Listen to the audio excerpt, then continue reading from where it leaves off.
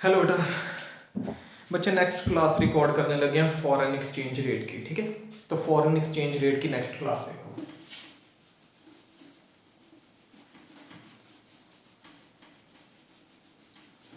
दो तीन टॉपिक समझने आज हमने फॉरेन एक्सचेंज रेट के, वो समझ लेना।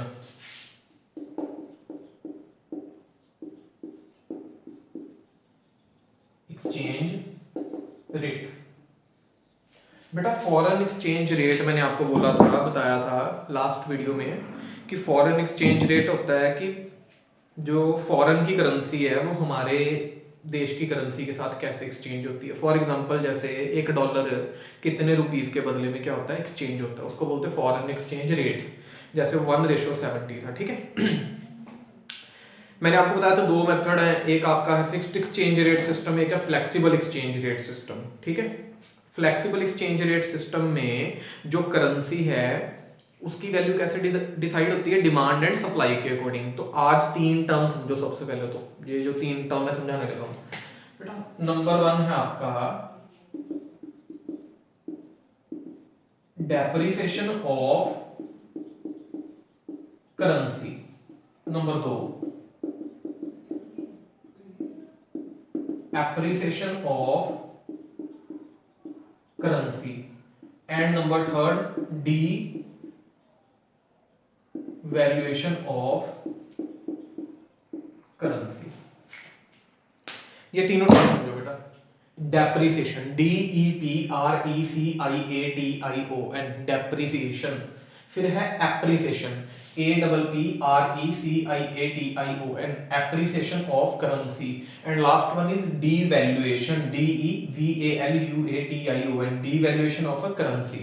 ये तीनों टर्म्स का मीनिंग समझो बेटा। डेप्रिसिएशन और एप्रिसिएशन का मतलब है कि जब डिमांड एंड सप्लाई के अकॉर्डिंग, डिमांड एंड सप्लाई के अकॉर्डिंग किसी भी करेंसी की डिमांड बढ़ जाए तो वो एप्रिशिएट हो जाती है, उसकी वैल्यू बढ़ जाती है। एप्रिसिएशन का मतलब वैल्यू बढ़ना, किसकी वजह से, डिमांड एंड सप्लाई कंसेप्ट की वजह से। प्लस वन में पढ़ा हुआ हमने डिमांड एंड सप्लाई कंसेप्ट अच्छे से। डेप्रिसिएशन, डेप्रिसिएशन का मतलब है कि डिमांड एंड सप्लाई की वजह से करेंसी की वैल्यू कम हो जाना। अब डेप्रिसिएशन किसकी वजह से होगा, या तो किसी करेंसी की डिमांड कम हो जाए या किसी करेंसी की सप्लाई बढ़ जाए। और एप्रिसिएशन किसकी वजह से होगा, या किसी करेंसी की डिमांड बढ़ जाए और उसकी सप्लाई कम हो जाए। है ना, वो पढ़ा हुआ हमने डिमांड और सप्लाई की वजह से कि प्राइसेस अप कब जाते हैं, प्राइसेस डाउन कब जाते हैं। वही कंसेप्ट है पूरे का पूरा।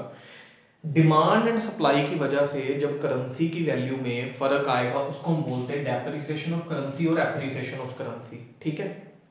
लास्ट वन है devaluation of currency. Devaluation of currency का मतलब है कि अपनी करेंसी का दाम जो है, भाव जो है वो कम कर देना।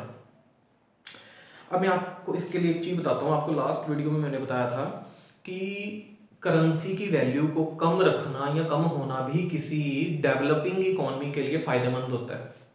किसी भी डेवलपिंग कंट्री के लिए, जैसे इंडिया है, अपनी करेंसी की वैल्यू को कम रखना भी फायदेमंद होता है। चाइना हमेशा अपनी करेंसी की वैल्यू को कोशिश करता है कम ही रखता है। उसका रीजन बताता हूँ आपको। अगर आज इंडियन रुपीज सस्ता है डॉलर के मुकाबले में, तो बेटा इसका फायदा इंडिया को होता है। कैसे होता है इंडिया को इस चीज का फायदा, अगर डॉलर की कीमत रुपीज के अगर रुपी की कीमत, ₹1 की कीमत डॉलर के मुकाबले में कम है, तो उसका फायदा इंडिया को किस तरह से होता है देखो। फॉरेन टूरिस्ट घूमने आते हैं इंडिया में, इंडियन रुपी सस्ता, वो वहां से $1 लेके आएंगे, यहाँ पे ₹70 हो जाते हैं, तो उनको इंडिया सस्ता लगता है, इसलिए वो इंडिया में घूमने आते हैं। तो बेटा इंडिया को फायदा होता है, करेंसी सस्ती होने की वजह से इंडिया को फायदा होता है। अगर आज $1 की कीमत ₹1 के बदले में बराबर हो जाए, या रुपीज की वैल्यू बढ़ जाए, मतलब डॉलर और रुपीज में, जैसे ₹70 का $1 आता है, वही $1 ₹50 का हो जाए, तो बेटा टूरिस्ट इंडिया में आना कम हो जाएंगे, याद रखना, क्योंकि उनको इंडिया महंगा लगना शुरू हो जाएगा। तो अंग्रेज लोग जो हैं वो इंडिया घूमने आना कम कर देंगे, क्योंकि तब उनको इंडिया क्या लगना शुरू हो जाएगा, महंगा लगना शुरू हो जाएगा। इसलिए डीवैल्यूएशन, करेंसी की वैल्यू को कम करना, ये खुद किया जाता है, गवर्नमेंट करती है अपनी करेंसी की वैल्यू को कम। डेप्रिसिएशन और एप्रिसिएशन होती है किसकी वजह से, डिमांड सप्लाई कंसेप्ट की वजह से, कि दुनिया में अंदर या कंट्रियों के हिसाब से किस करेंसी की डिमांड और सप्लाई जो लाइन है कहाँ पर है, उसके हिसाब से करेंसी की वैल्यू कैलकुलेट की जाती है। लेकिन डीवैल्यूएशन ऑफ करेंसी का मतलब है जब कोई भी इकोनॉमी, कोई भी देश अपनी करेंसी की वैल्यू को क्या कर देता है, कम कर देता है वैल्यू को। खुद ही कोशिश करके। उसको बोलते हैं डीवैल्यूएशन ऑफ करेंसी, अपनी करेंसी की वैल्यू को डीवैल्यूड कर देना, कम कर देना। तो उसका फ़ायदा मैंने बता दिया आपको। ये कौन करते हैं? डेवलपिंग कंट्री करते हैं या अंडर डेवलप्ड कंट्री करते हैं, ताकि दूसरे देशों के लोग वहाँ पे इन्वेस्ट करने आए। एक तो मैंने आपको बता दिया कंसेप्ट कि टूरिस्ट घूमने आएंगे। दूसरा कंसेप्ट है बेटा, इससे क्या फ़ायदा होगा? दूसरा फ़ायदा ये होगा कि फॉरेन की जो कंपनियां हैं वो इंडिया में इन्वेस्ट करने आएंगी, क्योंकि उनको इंडिया सस्ता लगेगा। आज आप देखो फॉरेन डायरेक्ट इन्वेस्टमेंट कितनी आ रही है इंडिया में, एफडीआई जिसको बोलते हैं, foreign direct investment, FDI, India में बहुत ज़्यादा आ रही है। फॉरेन इंस्टीट्यूशनल इन्वेस्टमेंट भी आ रही है, लेकिन एफडीआई का मेन रीज़न है कि इंडिया उनको सस्ता लगता है। मैं आपको एग्जांपल के तौर पे बता देता हूँ कि अमेरिकन कंपनियों का जो आईटी कंपनी है, उनका जो वहाँ पे आपको पता, बेंगलोर को बोलते हैं सिलिकॉन वैली ऑफ इंडिया, वहाँ पे सारे का सारा अमेरिका का आईटी कंपनियों का वर्क होता है। वहाँ पे थोड़ा बहुत काम, सारे का सारा वो कहाँ पे करवाते हैं? अपना छोटा छोटा काम बेंगलोर में। क्यों करवाते हैं? क्योंकि उनको इंडियन लेबर सस्ती लगती है। समझ आई बात कि नहीं आई? क्यों? क्योंकि डॉलर और रुपये में बहुत ज़्यादा फर्क है, हमारी करेंसी सस्ती है उनके मुकाबले में। इस चीज़ का हमें फ़ायदा होता है कि वो लोग, वो कंट्रीज़ के लोग जो हैं इंडिया में आके पैसा इन्वेस्ट करते हैं। और मैं आपको बात बताता हूँ, फॉरेन की बड़ी बड़ी कंपनियां आके इंडिया में अपना प्लांट लगाती है, जैसे मैन्युफैक्चरिंग इंडिया में करते हैं। कई बार देखा होगा आपने, फ़ोन आईफोन है लेकिन उसकी असेंबलिंग एंड मैन्युफैक्चरिंग लिखा होता है चाइना। क्यों? क्योंकि सस्ती मिलती है वहाँ पर भी लेबर उनको।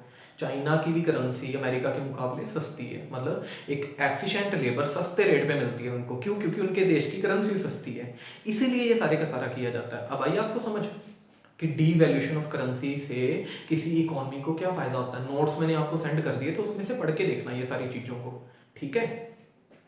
Sources and application of foreign currency या फॉरेन एक्सचेंज, वो हमने पढ़ लिया हुआ। सोर्सेज एंड एप्लीकेशन का मतलब कि फॉरेन करेंसी मतलब डॉलर्स वगैरह कहाँ से आते हैं, क्या क्या सोर्सेज है उसके, और कहाँ कहाँ हमें उसे यूज़ करना पड़ता है। जैसे अगर एक्सपोर्ट करेंगे सामान, मतलब विदेशों में सामान बेचेंगे, तो डॉलर्स वगैरह आ जाते हैं, फॉरेन करेंसी आ जाती है। और वही अगर इंपोर्ट करेंगे, मतलब फॉरेन से सामान खरीदेंगे, तो फॉरेन करेंसी जो है वो सारी की सारी चली जाती है, आउटफ्लो हो जाता है सारे का।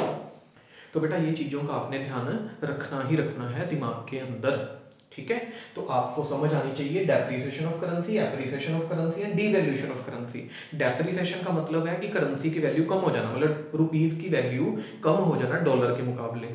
एप्रिसिएशन का मतलब है कि रुपीस की वैल्यू बढ़ जाना डॉलर के मुकाबले। किसकी वजह से? ये दोनों के दोनों डिमांड एंड सप्लाई कंसेप्ट की वजह से, दोनों के दोनों, ये दोनों आपके हैं डिमांड एंड सप्लाई कंसेप्ट की वजह से।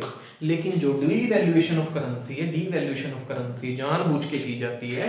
मैंने आपको बता दिया कि अपनी करेंसी की वैल्यू को क्या किया जाता है? कम किया जाता है as compare to foreign currency, ताकि फॉरेन के जो लोग हैं वो ज़्यादा से ज़्यादा आके क्या करें? इन्वेस्ट करें हमारे देश में। उनको हमारा देश जो है, हमारी जो कंट्री जो है वो सस्ती लगे, और वो यहाँ आके सारे का सारा अपना काम करें, ठीक है बेटा। चलिए अब एक ना दो कंसेप्ट और बहुत इंपॉर्टेंट है इसके अंदर, जो पेपर में आता ही आता है, क्वेश्चन ज्यादातर पूछते हैं, एक नंबर में भी पूछ लेते होते हैं। उसको हम बोलते हैं मैनेज्ड फ्लोटिंग, और एक होता है आपका डर्टी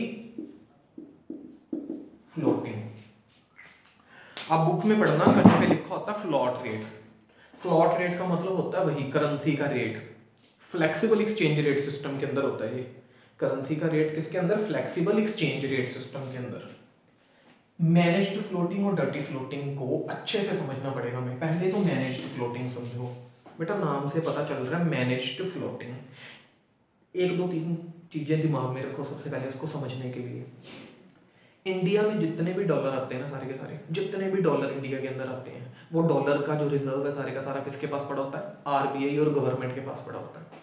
मतलब अगर कोई भी बंदा इंडिया में डॉलर कमा के लेके आएगा, तो डॉलर अपने पास कोई भी नहीं रख सकता लीगली। उसको क्या करना पड़ेगा?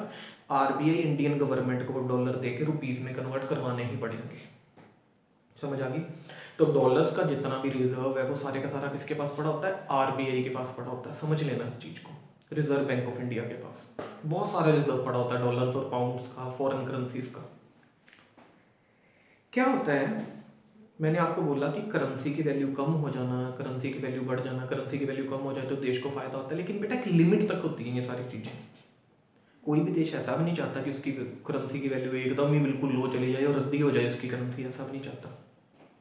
तो एक चीज़ समझो ध्यान से, जब भी डिमांड और सप्लाई की वजह से, क्योंकि आपको पता है डिमांड और सप्लाई की वजह से प्राइसिस में चेंज आता है। प्राइस मतलब करेंसी की कीमत आप लगा लो, करेंसी की डिमांड कब, करेंसी की सप्लाई कब, तो उसके प्राइसिस देख लो, ठीक है।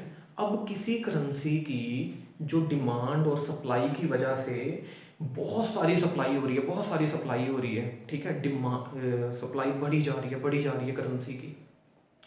यहाँ आप लगाओ बात कि 1 रुपये और डॉलर की बात करें तो बेटा डॉलर हम खरीदी जा रहे हैं, खरीदी जा रहे हैं, हमें डॉलर की बहुत ज़्यादा ज़रूरत पड़ रही है, बहुत ज़्यादा ज़रूरत पड़ रही है डॉलर की।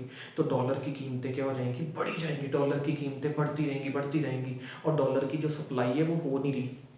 मतलब हम लोग डॉलर्स फॉरेन से लेके इतना नहीं आ पा रहे, लेकिन उसकी एप्लीकेशन बहुत ज़्यादा, मतलब हमें बहुत सारे इंपोर्ट करने पड़ रहे हैं, बहुत सारी पेमेंटें करनी पड़ रही है डॉलर के अंदर, मतलब हमारे डॉलर बाहर जाई जा रहे हैं, जाई जा रहे हैं, जाई जा रहे हैं, ये हो रही है डॉलर की डिमांड। लेकिन डॉलर की सप्लाई नहीं हो रही, डॉलर्स हमारे पास, हम कमा के डॉलर नहीं लेके आ पा रहे कंट्री में। तो जिसकी वजह से बेटा, इस रीज़न की वजह से क्या होगा, हमारे 1 रुपये की कीमत एकदम गिरती जाएगी, गिरती जाएगी, गिरती जाएगी बिल्कुल ही। गवर्नमेंट उस समय टेंशन में आ जाती है, जैसे इस समय चल रहा है, एट प्रेजेंट यही सिचुएशन चल रही है कि डॉलर की डिमांड बहुत ज़्यादा हो रही है, ठीक है, और सप्लाई उतनी हो नहीं पा रही डॉलर की। तो 1 रुपये की कीमत डॉलर के मुकाबले में आज इस समय रिकॉर्ड स्तरों पे पहुंच चुकी है, 75 रुपये 76 रुपये भी क्रॉस हो चुके हैं, ठीक है, ये चीज़ याद रखना, बहुत महंगा हो चुका है डॉलर। तो फिर क्या करता है आरबीआई, क्या करता है, मैनेज्ड फ्लोटिंग करता है, ये समझने की कोशिश करना। डॉलर्स चाहिए, बहुत सारे डॉलर चाहिए सामान खरीदने के लिए, सामान खरीदने के लिए, सामान खरीदने के लिए, तो वो क्या करता है, आर्टिफिशियल सप्लाई करता है इसकी। आर्टिफिशियल सप्लाई कैसे करता है, आरबीआई के पास बहुत सारे डॉलर पड़े हुए हैं, तो जब हमें डॉलर चाहिए, डॉलर चाहिए, डॉलर चाहिए, ठीक है, डॉलर महंगा होता रहेगा, तो आरबीआई उधर से क्या करता रहेगा, सप्लाई भी करता रहेगा डॉलर की। समझ आई बात कि नहीं आई, वो खुद ही डॉलर इंट्रोड्यूस करता रहेगा कि जो डिमांड और सप्लाई है उसके अंदर एक बैलेंस बना रहे, ठीक है। डॉलर एकदम से ना महंगा हो जाए डिमांड की वजह से, कि डॉलर बहुत ही महंगा हो जाए डिमांड ज़्यादा से ज़्यादा होने की वजह से, इसको हम बोलते हैं मैनेज्ड फ्लोटिंग।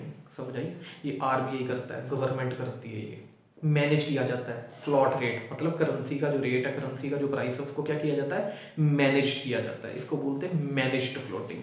समझ आई बात, मैं एक सेकंड वीडियो का देख लूँ जरा, हाँ है अभी तक, इसको बेटा बोला जाता है मैनेज्ड फ्लोटिंग, ये है मैनेज्ड फ्लोटिंग। समझ आया मैनेज्ड फ्लोटिंग, कि मैनेज कर रहा है करेंसी का कीमत, की हमारी करेंसी की कीमत एकदम से नीचे ना जाती रहे, इसको बोलते हैं मैनेज्ड फ्लोटिंग। फ्लोट रेट को मैनेज करना, मतलब करेंसी का जो प्राइस है फ्लेक्सिबल एक्सचेंज रेट सिस्टम के अंदर जो इस समय चल रहा है, उसको क्या करना, मैनेज करना सारे का सारा, ये होता है आपका managed floating. Number 2, dirty floating. Dirty floating और मैनेज्ड फ्लोटिंग में ज़्यादा डिफरेंस नहीं है, बस एक चीज़ आपने याद रखनी है कि मैनेज्ड फ्लोटिंग के अंदर जो फ्लोट रेट मतलब करेंसी की कीमत को डिसाइड किया जाता है, या करेंसी की कीमत को जो मैनेज किया जाता है बेटा, वो रूल्स एंड रेगुलेशंस के अकॉर्डिंग किया जाता है। कुछ रूल्स को फॉलो किया जाता है, कुछ प्रिंसिपल्स को फॉलो किया जाता है, कुछ मेथड्स को फॉलो किया जाता है, मतलब एथिकली काम किया जाता है सारे का सारा, बोल सकते हो रूल्स एंड रेगुलेशंस के अकॉर्डिंग। लेकिन जो आपकी है डर्टी फ्लोटिंग, डर्टी फ्लोटिंग में फ्लॉट रेट को मतलब करेंसी को उसी तरह से मैनेज करना, हमने करना मैनेज ही है, लेकिन without any rules and regulation, without any application of rules and regulations. हमने किसी मेथड को, किसी पर्टिकुलर रूल को या किसी चीज को फॉलो नहीं करना, इसीलिए इसका नाम है डर्टी फ्लोटिंग, ठीक है। कोई एथिकली काम नहीं करना, हमने क्या करना है, बस अपने करेंसी को मैनेज करने की कोशिश करनी है, ठीक है, लेकिन कोई रूल्स एंड रेगुलेशंस वगैरह को फॉलो नहीं करना बिल्कुल भी। ये होता है आपका managed floating and dirty floating, ठीक है। बड़े इंपॉर्टेंट कंसेप्ट हैं आपके सारे के सारे। तो हमने ये 5 कंसेप्ट आज सीखे, और यही बड़े इंपॉर्टेंट कंसेप्ट थे। बाकी आप क्या करोगे, रीड करोगे सारे का सारा, लर्न करोगे वहाँ से। कोई डाउट होगा तो मेरे को कॉल करके पूछ लेना, लेकिन ये सारे का सारा आपको प्रैक्टिकली समझ के करना पड़ेगा, ठीक है ना। बिल्कुल लाइन टू लाइन पढ़ना पड़ेगा उसको, अच्छे से समझा दिए मैंने मीनिंग आपको। Depreciation of currency, appreciation of currency. Depreciation का मतलब करेंसी की वैल्यू कम हो जाना, 1 रुपये की वैल्यू कम हो जाना। एप्रिसिएशन का मतलब 1 रुपये की वैल्यू बढ़ जाना। ये दोनों किसकी वजह से, डिमांड एंड सप्लाई कंसेप्ट की वजह से, कि करेंसी की डिमांड और सप्लाई क्या, डॉलर्स वगैरह की या पाउंड वगैरह की। डीवैल्यूएशन ऑफ करेंसी, अपनी करेंसी की वैल्यू को क्या कर देना, कम कर देना, डीवैल्यूड कर देना, खुद गवर्नमेंट कर देती है, ठीक है। और ये क्यों होता है, मैंने आपको बता दिया कि अपना देश में ज़्यादा से ज़्यादा फॉरेन की इन्वेस्टमेंट लेके आने के लिए, फॉरेनर्स ज़्यादा से ज़्यादा घूमने आए, फॉरेनर्स ज़्यादा से ज़्यादा आके इन्वेस्ट करें हमारी कंट्री के अंदर, फैक्ट्रियाँ लगाएं, मतलब एप्पल की फैक्ट्री इंडिया में लगाई जाए, माइक्रोसॉफ्ट की फैक्ट्री इंडिया में लगाई जाए, फॉरेन की बड़ी बड़ी कंपनियों की फैक्ट्रियाँ जो हैं, जो प्रोडक्शन जो हो इंडिया में करवाई जाए, जिसके लिए डीवैल्यूड किया जाता है, अपनी करेंसी की वैल्यू को कम किया जाता है कि फ़ायदे के लिए। Manage to floating and dirty floating, मैंने आपको बता दिया कि अपनी करेंसी की वैल्यू कम होना डेवलपिंग कंट्री के लिए फायदेमंद है, लेकिन एक लिमिट तक, एकदम से ना अपनी करेंसी की वैल्यू कम होती रहे सारी की सारी, वो भी नुकसान है, ठीक है। और एक चीज़ याद रखना, जब भी अपनी करेंसी की वैल्यू कम होती है, कम होती रहती है रुपीज़ की वैल्यू, सबसे ज़्यादा फायदा होता है एक्सपोर्टर्स को, और इंडिया में खास करके सबसे ज़्यादा फायदा होता है आईटी सेक्टर को। ये चीज़ याद रखना, आईटी मतलब इंफॉर्मेशन टेक्नोलॉजी सेक्टर। जब भी 1 रुपये की कीमत कम होती है डॉलर के मुकाबले में, तो बेटा आईटी कंपनियों का रेवेन्यू और प्रॉफिट जो है, रेवेन्यू या प्रॉफिट जो है, वो बहुत ज़्यादा बढ़ जाता है। क्यों? क्योंकि ये सारे के सारे, इनको जो पैसे मिलते हैं, कैसे मिलते हैं, डॉलर्स में मिलते हैं। अमेरिका से इनको जो पैसा मिलता है सारे का सारा कैसे मिलता है, डॉलर्स में मिलता है। तो डॉलर फिक्स है, उन्होंने $100 देना है। अगर डॉलर की कीमत 70 रुपये है तो समझ लो इनको 7,000 मिल गया। अगर डॉलर की कीमत 72 रुपये हो गई तो इनको 72,000 मिल गया, 72,000 मिल गया। तो याद रखना, एक्सपोर्टर्स को बहुत ज़्यादा फायदा होता है जब अपनी करेंसी की वैल्यू क्या होती है, कम हो जाती है, क्योंकि इनके प्रॉफिट्स बढ़ जाते हैं बिना मतलब के करेंसी की वैल्यू की वजह से, ठीक है। ये बेटा हमने समझना था। अब इसके नेक्स्ट जो लेक्चर करेंगे ना हम डिलीवर, उसमें कुछ और डिफरेंट चीज़ें सारी की सारी समझेंगे, तो वो भी आपने मतलब कर लेना सारे, वो मैं आपको समझा दूंगा सारे का सारा, जितनी भी चीज़ें हैं वो नेक्स्ट लेक्चर में हम और भी डिफरेंट सारी की सारी चीज़ें पढ़ेंगे कि क्या होता है, कैसे करेंसी की वैल्यू को डिसाइड किया जाता है, ये सारी चीज़ें, ठीक है बेटा। चलो आज आपने इतना कर देना पूरा कंप्लीट। चलिए बेटा, ऑल द बेस्ट बच्चे।